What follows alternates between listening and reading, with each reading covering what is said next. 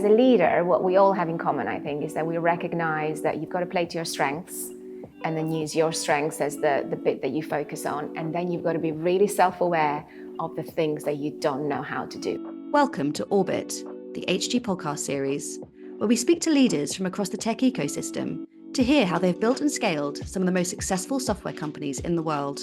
Welcome to Audit, the HG podcast series where we speak to leaders about building and scaling some of the most successful software businesses in the world. My name's Nic Humphries and I'm the senior partner of HG. I'm delighted to have my friend Elona here today, Elona Mortimer-Zhika, who is the chief executive of Iris, originally a UK-only software champion and today a transatlantic kind of software business that Elona has scaled dramatically over the last kind of 5+ years. Elona's path from childhood in Albania to scholarships in the UK to auditing career with Deloitte bucks most of the trends for software business leaders, I think it's true to say. So I'm really looking forward to finding out how that's affected her approach and her career subsequently. So thanks for joining us on Orbit, Elona. Delighted to be here. Thanks for having me. Great.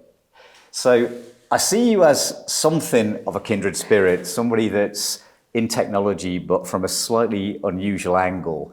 So if we could go all the way back and maybe talk about first job, what do you think a first job taught you that is relevant today? Definitely a very different start to life, absolutely. So I was born in Communist Albania, so I didn't have much access to tech at all, fair to say. So by the age of 16, when I came to the UK, that was the first time I actually saw a laptop. So I can absolutely say how fascinated I was by that. And the first thing I ever bought with my first jobs money as a student was a laptop. So to own your own laptop at 18 was a big thing for me. So, but in terms of career, proper job was an accountant job. I was always going to be an accountant. I loved math. My dad was an accountant. I loved my dad. I was going to follow in his footsteps. So I joined Big Four. And I did audit and corporate finance. I joined Arthur Andersen, then Deloitte, did that for 10 years, but always on software businesses only. So I was in their TMT division, tech, media, telecommunications. I audited Iris as well. That's a fun fact for you. I was making about £5 million of EBITDA at the time. And what it taught me at the time was that 80% of the businesses are actually the same. It doesn't really matter what industry you're in. I mean, every business needs a product that a customer is willing to pay for, a product that is going to solve a pain point for a customer, so they're willing to part with their money. It needs great people, it needs to keep an eye on the market, and it needs to look after its cash. And Arthur Andersen was a great training ground, I've got to say, because these are the days pre-Enron. So you didn't have a long audit checklist to follow. Instead, they sat you down, told you about business, and then said, when you look at this business, there's going to be 3 things that are going to let it down. So go and audit those 3 things, and then everything else, don't worry so much about it. And it was always going to be revenue. It was always going to be cash, making sure your payroll was reconciled. So I became a bit of a geek in RevRec. I mean, I like auditing. I'm sure you might find auditing exciting. Like auditing. I don't know. But RevRec in auditing is as exciting as it gets, Nick. So SOP 97.2, US GAAP, all my software clients had to follow that. And it was really interesting because it was quite intricate at the time. And I quite like that. I like complex areas and gray areas. So I became a bit of a geek in that. So it taught me about business. And then I got poached by one of my clients at the time called Decision. They sold software for text messaging to some of the largest telcos in the world, Sprint, AT&T, Telefonica. And what I learned there is the power of CapEx versus OpEx models when it came to software. Because the business was super successful, was making about £500 million of revenue, but it sold on the traditional CapEx model. This is 2009, so a long time ago. And then I joined 2009, and by 2010, obviously, a massive recession hit. And at that point in time, our telcos, our customers, didn't need to buy any more CapEx licenses. They bought them as perpetual licenses. They had all the demand they needed, and all they needed to do is pay the maintenance. And the maintenance was a 15% attach rate. So suddenly, overnight, your business revenue declines. And for me, it taught me a lot about the power of that recurring revenue, and I was instrumental in putting together a commercial model and then teach sales as well, along with new commission schemes on how to sell instead of one-off perpetual, to move to that more recurring model and take your capex and 2 years of maintenance and put it together, divide it by 3, and then go and see if you can convince somebody that that's how they should spend their money. And it's been interesting, actually, because at Iris, when I joined, because of you guys and HG being at Iris for a long time, they were already recurring, even though they were a desktop on-prem business. Yeah. But we were buying businesses that weren't recurring. You know, we bought Cascade, massive capex up front. We bought another business in education, PS Financials, lots of capex up front, and we converted them from day one. We went and commissioned our sales team to go and sell subscription on desktop rather than wait till we moved it to the cloud. So today Iris is 96% recurring, and it was a great lesson for me to learn, and one that I've taken with me. But I think my very, very first job, the one that paid for my laptop, was working at British Home Stores, BHS, which doesn't exist today. I know exactly what it was. So now I'm very, very old. We're showing our age. I feel very old right now.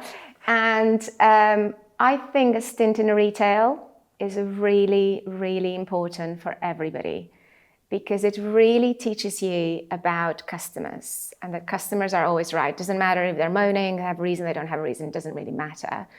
They're always right. I mean, business, unless you have your customers at the center of everything you do, you're not going to really grow. Yeah.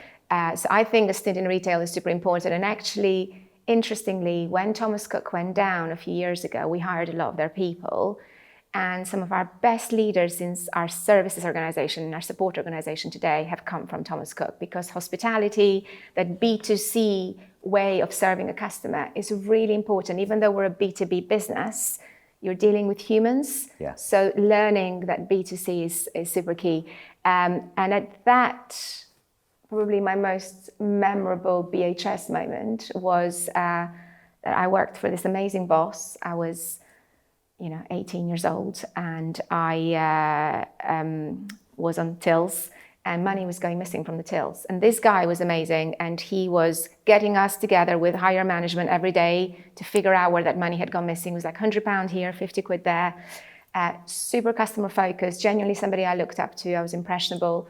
And then it got found out a few weeks later that it was him that had taken the money all along. And it really taught me a little bit about maybe not judging a book by its cover, and not letting your bias, just because you like somebody, it doesn't mean that you have to trust them. And it was probably amplified by then my later audit experience, that you always, you can trust, but you have to verify. Yeah. So trust by verify is my motto at work all the time, because people give you a story. And the great thing with numbers is that they don't lie. They're very black and white, so I love that. But you have to tell the story. In themselves, they're useless. And then to get to that story, you've got to ask a lot of questions. I love asking questions. And you've got to be willing as a leader, I think, to hold on to conflicting truths. Yeah. Because if I ask you a question about the story, you will give me a different version, which is your truth. It's not incorrect, it's just your truth of what happened, and somebody will give me theirs. And then when you connect those dots, you get to the bigger picture, and then you as a leader can use that power and that privilege to make a better business decision, because you were able to see the 360-degree view of what happened. Fantastic. There's 2 or 3 absolute gems within that last kind of few minutes. The parallels are, we know each other really, really well, but the parallels are like spooky. So like one of my first 2 or 3 jobs was basically in a retail shop. Actually, my mum and dad had a very small gift shop near Nottingham, and did they pay you well, or? They paid me terribly, and if they ever listen to this, I'd like to make a claim for back wages going back at least kind of 35 years. But it was that kind of, every time the door pinged, there was a bell on the door, every time the door pinged and the door opened, you'd look up and you just had no clue really whether this was Mr. or Mrs. Super Awkward. Yeah. It was the nicest person you've ever met that you wanted to do a favour. But whatever it was, it didn't matter. It was customer service, they were right, you had to kind of make that person feel welcome. And I learned human interaction skills, I learned sales skills, communication skills, all those kind of things from that, kind of what at the time felt like a pretty dull experience actually, but it wasn't. It's great. It's what I'm going to get my boys to do as their very first job. Because right now they want to be YouTubers, and that's not going to happen. So you obviously haven't had a lifelong career in tech. Yep. But you obviously haven't needed to become a highly successful leader of a kind of scale software business. So what do you think are the advantages of your path versus, maybe a techie product person being in a kind of techie product business? If you could compare, contrast them, just be really interested in your thoughts. Yeah.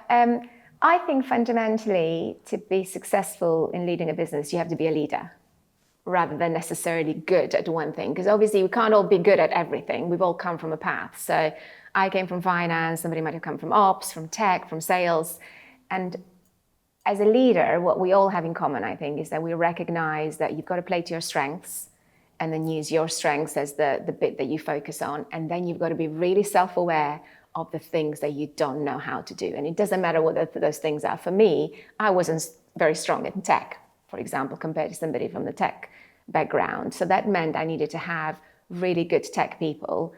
So you hire an amazing team, and that team has got to cover on all aspects, right? Because as a leader, I always think you're a football manager. I love football, so I don't know if the analogy applies or not, but you're a football manager. You don't need to know how to play football. It helps, maybe.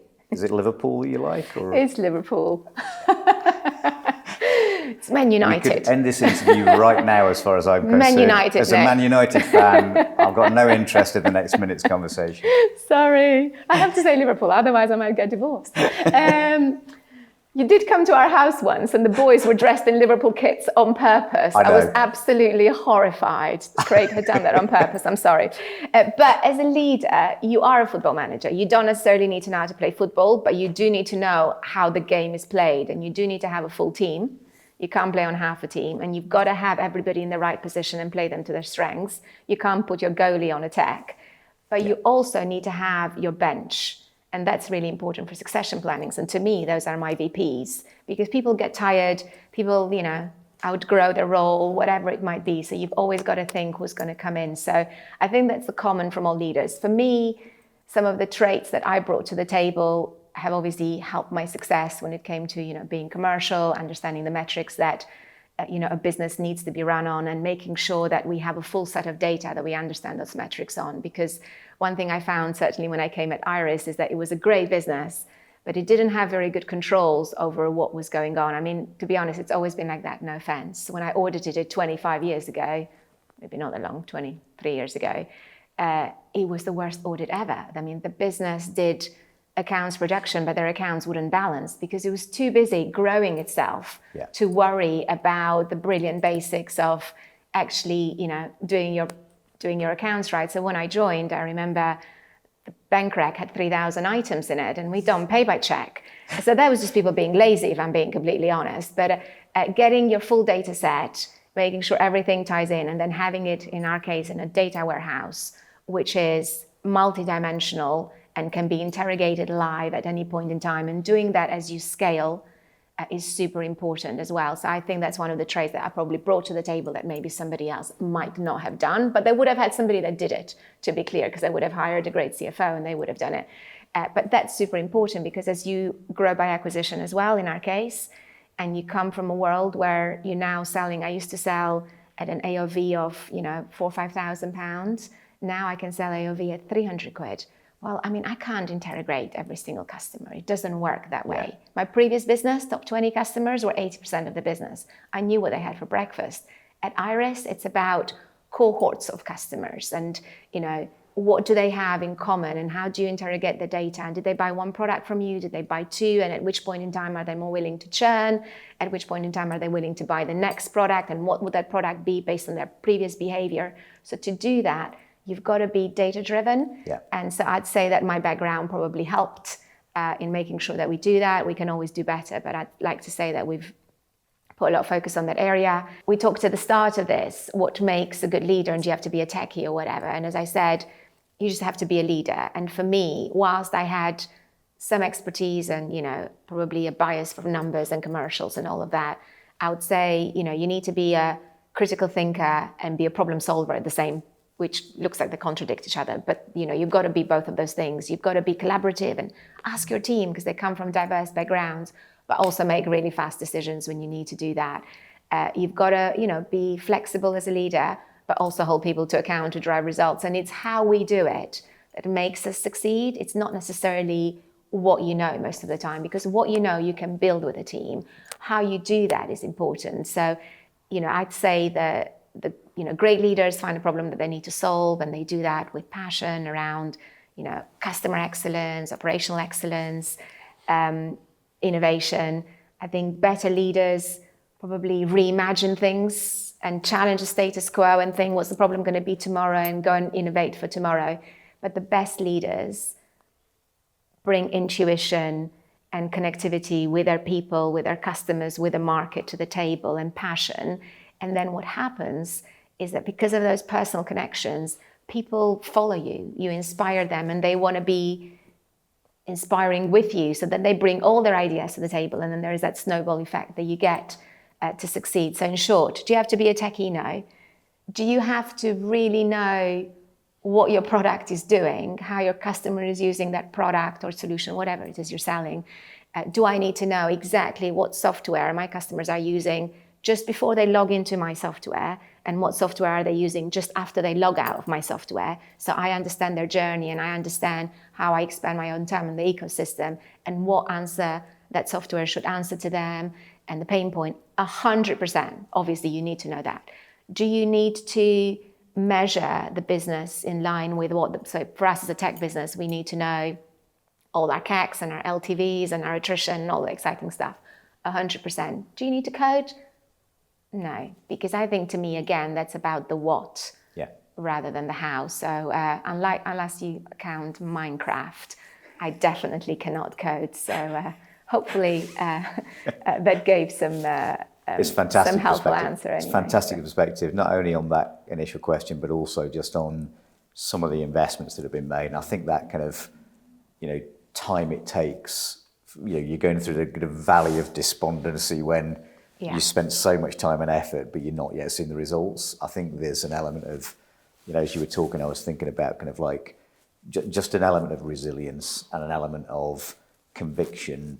That's where leadership really counts, because 100%. Somebody has to stand up and say, this is going to work, even when 70% of people may be thinking, is it really? I'm not sure, there's no effort, coming out of it at the moment in time. And it evolves all the time. So to your point, you're never going to get it right first time anyway, because, you only know what you know. And then what happens over time as you grow, because we're all growing, your business becomes bigger, your world becomes bigger, and the world around you changes at a very fast pace anyway. So the moment that you learn the answers, the questions are different anyway. So you've got to keep evolving. So as much as I was very grateful that you allowed us to spend a lot of money on our Project Quantum, our end-to-end product, I now need advanced billing, which I didn't need 3 years ago, because now I have to bill for usage. Well, I didn't have any products with usage before. So now I've got to go and spend a bit more money. And that's okay, because we know how to do it. And yes, it comes with headaches, but fundamentally, you've always got to think about, what do I need to put in place today that's going to be fit for purpose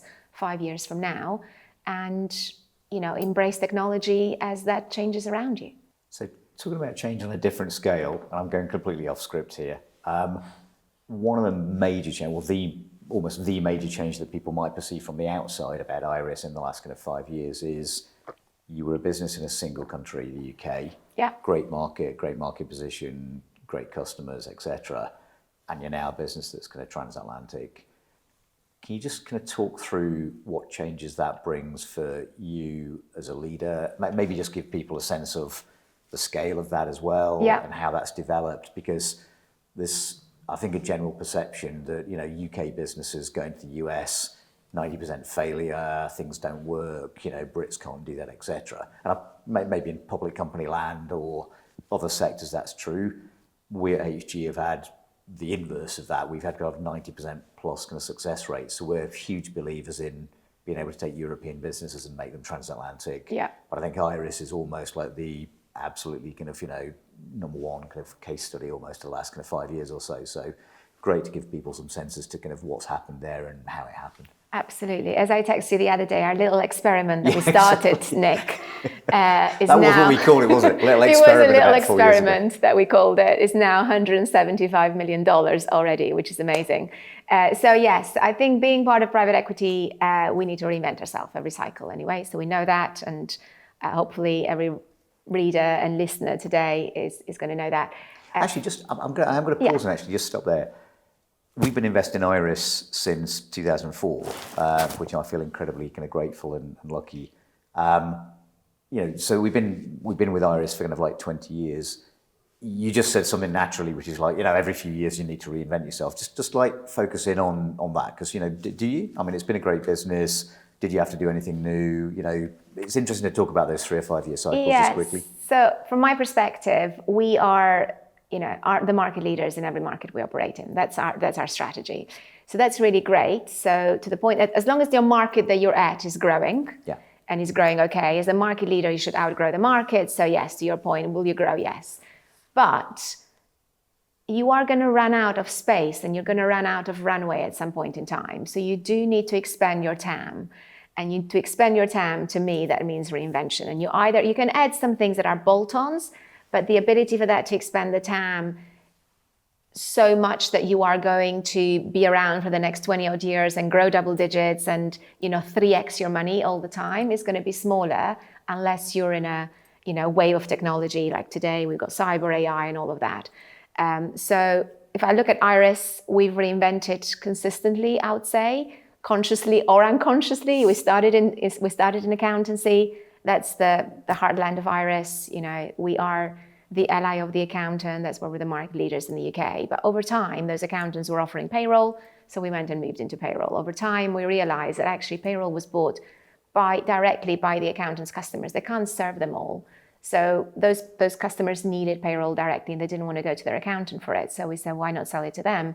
But when they bought payroll, they also wanted HR with it, and sometimes they wanted it. Well, more often than not, they wanted it integrated because this is their biggest spend. So then we moved into HR, and then we saw an opportunity to move into education because a lot of our customers, both those that were accountants and those that were in payroll and HR, were moving into schools because there was a massive ed tech transformation that took place where schools became academies, and for all intents and purposes, they became businesses. And they didn't know how to run themselves, and they wanted to just teach. So they went and hired a lot of payroll people and HR people and finance people. Then they joined up in multi-academy trusts and said, let's just, use one thing at the back office. So we had this unique opportunity to find some, a business we could buy that served 50% of those multi-academy trusts. And going back to my original claim that I said, we want to be the market leaders in every market we're at.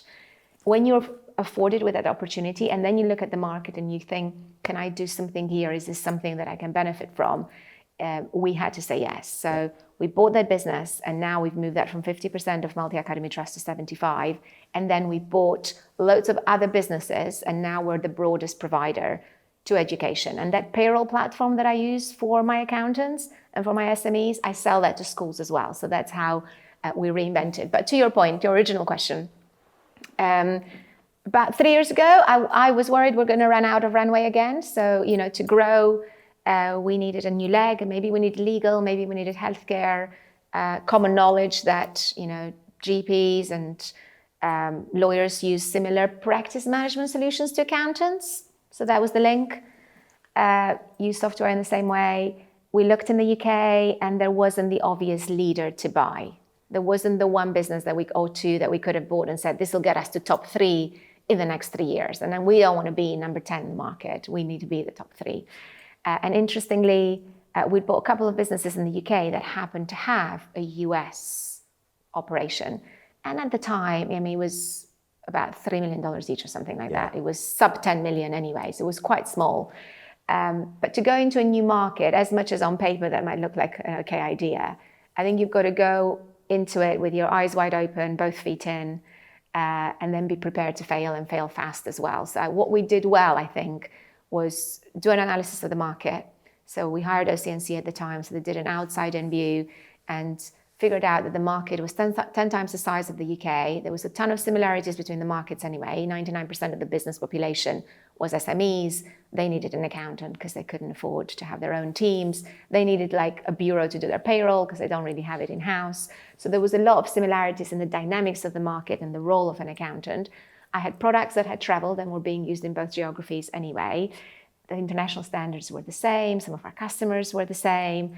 And the market opportunity for CPAs and payroll in the US was bigger than the world put together in the markets where we were leaders in. So for us, we knew if we were going to a new geography, we had to go in an area that we understood. I wasn't going to go and do legal in the US because I had no DNA, but I had 45 years, or at the time, 40 years of DNA in payroll and HR, a bit of HR, and a lot around accountancy. And given the dynamics in the market, it looked like this could be an opportunity for us. And we looked at our customers and we saw that 50 of the top 100 had bought these little products that we had bought for the UK. So we thought, well, there could be a channel here. This could be really important. Maybe we do have an opportunity. And it was an experiment. And until it got to $50 million of revenue, I ran it out of the UK. So we didn't invest more in it in terms of a local team. It was COVID as well, so that wasn't really helpful. But one thing that we did do is that we understood from the start that we had zero brand, we weren't known, so we weren't going to go and whilst all the products in the UK, as part of my transformation we spoke about, had been rebranded as Iris, these ones in the US would just put a little by Iris at the bottom of them, but they were the brands that had to lead because nobody knew us. So we had no brand and we had no right to win. And if you have no right to win, it doesn't matter if what you've got in the UK is an amazing product. The customers are not going to give it to you. It goes back to that trust, why would they buy from you? So we decided our strategy had to be that we had to go and buy best of breed products. So yes, we were new in the US, but those businesses that we bought, they had been around for 20 years and they came with talented people who knew the market and they came with a brand that people and that customers trusted. And so we were the only ones that went and bought best of breed, but most importantly, we then decided to invest in them as well. So it was a growth mindset strategy rather than go and cut costs. Our competition, and we know them well because we compete with them in the UK, we knew they weren't investing in the product. So we wanted to be the ones that bought the best that existed and the ones that were being futuristic. Back to a leader needs to think, what's the problem of tomorrow rather than the problem of today? You kindly allowed us to do that. And again, that was an experiment, but as long as we put parameters around it and we would fail fast, we could control the cash. So we grew it to that. So we did a bit of practice management, a bit of document management, and got it about 50 million to about 2021. And then it was clear that we needed a team.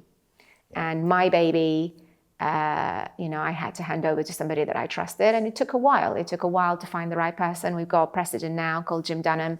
Genuinely, one of the reasons I go to bed easier at night is because Jim is there. He is fantastic. And as with every change that you have, you've got to spend a lot of time together, particularly when you are miles away. You've got to know each other. And me and Jim have probably worked together for about 4 or 5 months before we both recall it. We'd come back from a conference. We were at the airport. Our flights was late. So we were 4 hours in the airport together, having a glass of wine, eating cheese. And that is when we bonded and spent time as humans and leaders for him to understand how important this thing was to me, because I live and breathe Iris and the trust that I had put on him, and for him to fall in love with a business that he had been entrusted.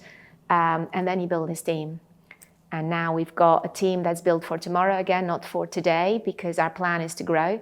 So it's gone to, as I mentioned, 175 million, and we've done it consciously by handpicking the businesses that we want to buy, by following exactly the same route as how we did it in the UK and learning from the UK's success and mistakes as well. There's a ton of support that comes from the UK, so it's not completely siloed. But what it means is that we've been able to now go into accountancy, into payroll, massively into payroll, and a little bit into HR as well. And education is the last bit we haven't done. And again, to what I said, I've got a product today in the UK that sells internationally that's got US curriculum in it that would be perfect for the US.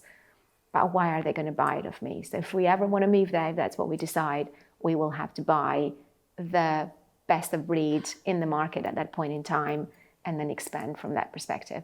The good thing we've done in the US is a bit like in Iris, we built that into a platform business as well, because there's now 11 businesses, and we can't scale with, house of brands. So we've put money not only into systems, and everything is done to Salesforce, etc., but most importantly onto platforms. So we bought payroll platform.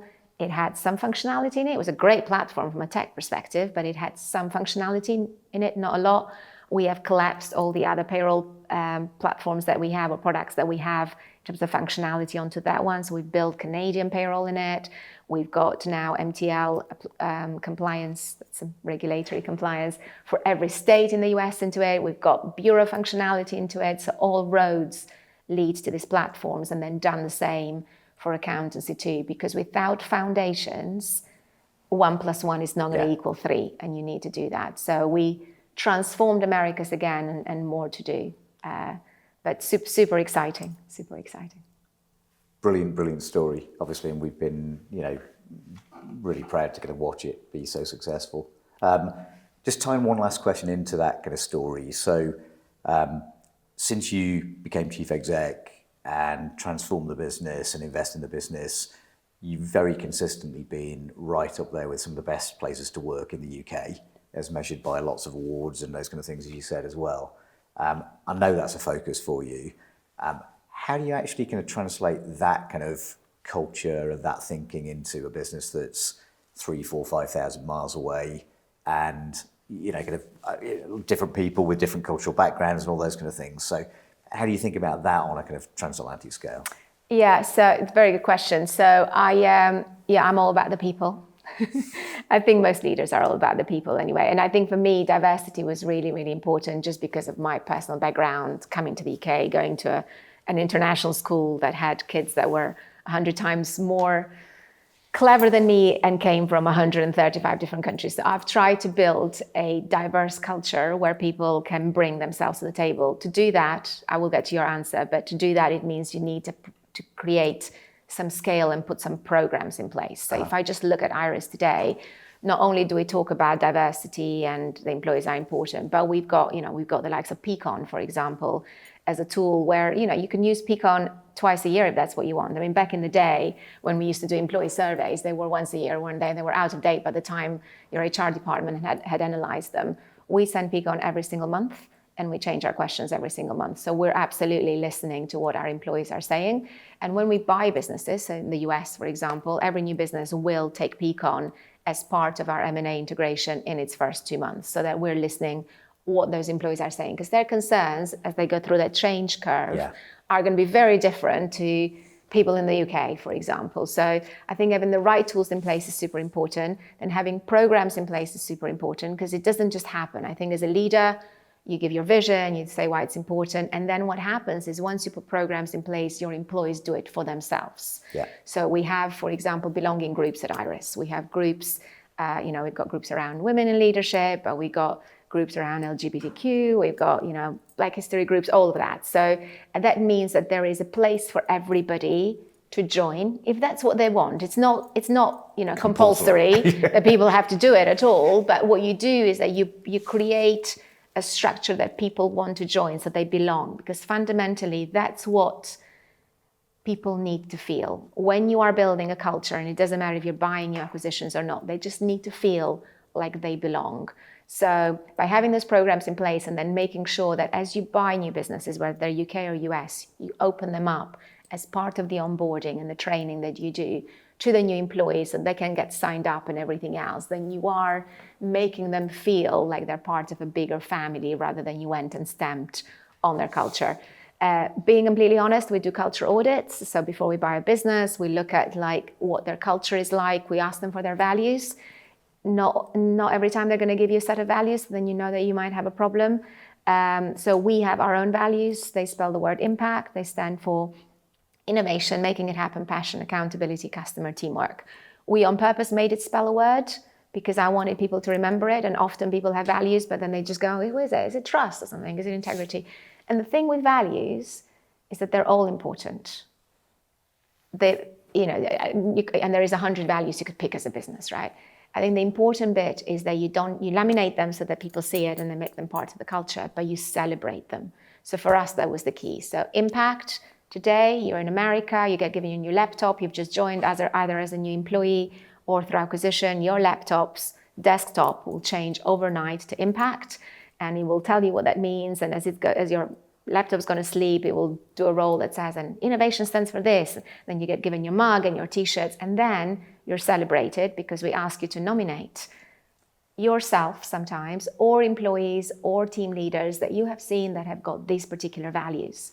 And then those nominations come in, and then we vote for the winners, and the winners are celebrated every quarter. So there is a culture of the impact values within Iris. And once you've built those work programs, then it's, as I said, it's a lot easier to scale them, but the programs have to exist. So for us, we got Great Place to Work now in US and in America as well last year. And that was, we have an OKR business, and that was the OKR that was given to the team. And you can't fake it, because the way it happens is you fill the best application form on earth, which our HR team do, so that you qualify, but then they send a survey to your employees. So taking culture seriously is the only way you're going to move forward, because nobody has it perfect. But by asking what your employees feel, and then making sure that you listen and making sure that you respond to it, that's how you create a culture that evolves, and that's how you create an inclusive culture, because as I said at the start, it's all about belonging. So, brilliant. Thank you very, very much indeed. Not only for doing this interview, which I'm hugely grateful for, but for what you've done in Iris over the last nearly 10 years, but certainly 5 years. I love Iris, Nic. It's brilliant. It's brilliant. Well, thank you. Cheers, Elona. Thank you so much. Thank you. Thanks for listening to Orbit, the HG podcast. If you'd like to find out more about HG and our work building enduring enterprises, subscribe to our newsletter at hgcapital.com/newsletters.